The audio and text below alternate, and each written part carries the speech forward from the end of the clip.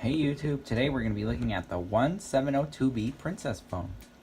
Now as you see, this one is in a faded pink color, and I'm just going to look over it real quick so you can see. Here is the handset. Has your regular bell system markings. And there you go. And then if you look at the dial, you can see that's the 10 button dial.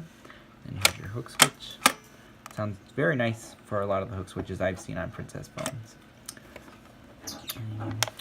On the bottom, you got your bell system markings and then the Princess phone.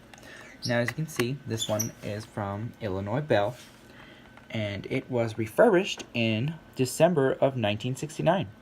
You can also see that it was originally manufactured in, I believe, what appears to be April of 1966. And you also have your loud and soft switch. Mine's on soft because the phones in here are already loud enough. And you got your screw for the plastic on the base. And you can see, you got your 10 buttons.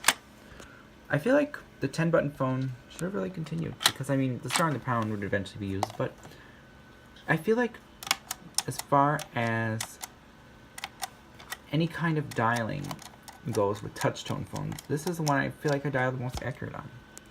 Now I'm just going to show you real quick how it looks at night, so without light.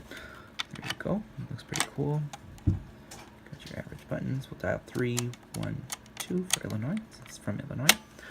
And then the nightlight feature's on, but you can't really see that well, so I'm just going to not do that. Now, see, hardwired. That's pretty much all there is to it. Thank you for watching.